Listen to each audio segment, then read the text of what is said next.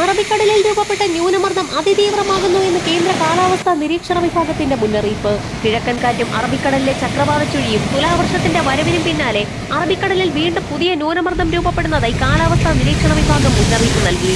കേരളത്തിലെ അന്തരീക്ഷ സ്ഥിതി വരും ദിവസങ്ങളിൽ മാറിമറിയുമെന്നാണ് പ്രവചനം. സംസ്ഥാനത്തടുത്ത 3 മണിക്കൂറിൽ തിരുവനന്തപുരം, കൊല്ലം, പത്തനംതിട്ട, കോട്ടയം, ആലപ്പുഴ, ഇടുക്കി, എറണാകുളം ജില്ലകളിൽ ഒറ്റപ്പെട്ടയിടങ്ങളിൽ ഇടിമിന്നലോട് കൂടിയ ശക്തമായ മഴയ്ക്കും മണിക്കൂറിൽ 45 മുതൽ 50 കിലോമീറ്റർ വരെ വേഗതയിൽ വീശിയടിച്ചേക്കാവുന്ന ശക്തമായ കാറ്റിനും സാധ്യതയുണ്ടെന്ന് കേന്ദ്ര കാലാവസ്ഥാ നിരീക്ഷണ വിഭാഗം മുന്നറിയിപ്പ് നൽകി. കനത്ത മഴയെ തുടർന്ന് നദികളിലും ഡാമുകളിലും ജലനിരപ്പ് ക്രമാതീതമായി ഉയരുകയാണ്. മഴ ലഭിക്കുന്ന മേഖലകളിൽ വെള്ളപ്പൊക്കം, മണ്ണിടിച്ചിൽ, മലവെള്ളപ്പാച്ചിൽ ജാഗ്രത പാലിക്കണമെന്നും അടുത്ത ദിവസങ്ങളിലും അതിശക്തമായ മഴയ്ക്ക് സാധ്യതയുണ്ടെന്നും നിർദ്ദേശമുണ്ട്. ന്യൂനമർദ്ദങ്ങൾക്ക് പിന്നാലെ ബംഗാൾ ഉൾക്കടലിൽ ചുഴലിക്കൊടുങ്കാറ്റ് കൂടി രൂപപ്പെടുന്നതായി കാലാവസ്ഥാ നിരീക്ഷണ വിഭാഗം മുന്നറിയിപ്പ് നൽകി. 27ഓടുകൂടി കൊടുങ്കാറ്റ് ശക്തി പ്രാപിക്കും. സംസ്ഥാനത്ത് ഇന്നും അതിശക്തമായ മഴയ്ക്കാണ് സാധ്യതയുള്ളത്. കാസർഗോഡ്, കണ്ണൂർ ജില്ലകളിൽ യെല്ലോ അലർട്ട് പ്രഖ്യാപിച്ചിട്ടുണ്ടെങ്കിലും തിരുവനന്തപുരം മുതൽ എറണാകുളം വരെയുള്ള ജില്ലകളിലും ഒറ്റപ്പെട്ടയിടങ്ങളിൽ ഇടിമിന്നലോടുകൂടിയ അതിശക്തമായ മഴയ്ക്കാണ് സാധ്യതയുള്ളത്.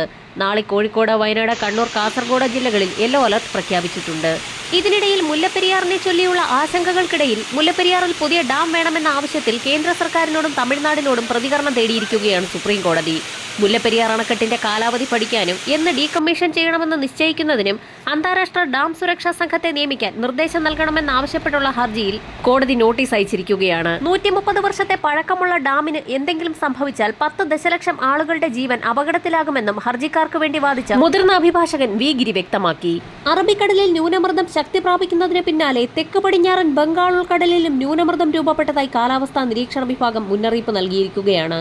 അടുത്ത 36 മണിക്കൂറിൽ തീവ്ര ന്യൂനമർദ്ദമായി ശക്തി പ്രാപിച്ചേക്കും.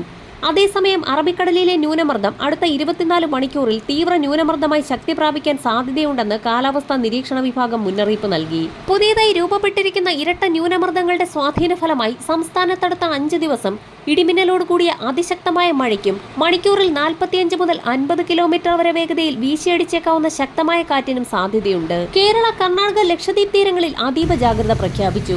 തീരദേശ മേഖലകളിൽ കള്ളക്കടൽ പ്രതിഭാസത്തിന്റെ ഭാഗമായി ഉയർന്ന തിരമാലകൾ കാരണം കടലാക്രമണത്തിന് സാധ്യതയുള്ളതിനാൽ മത്സ്യത്തൊഴിലാളികളും തീരദേശവാസികളും അതീവ ജാഗ്രത പുലർത്തണമെന്ന് ദേശീയ സമുദ്രസ്ഥിതി പഠന ഗവേഷണ കേന്ദ്രം മുന്നറിയിപ്പ് നൽകി.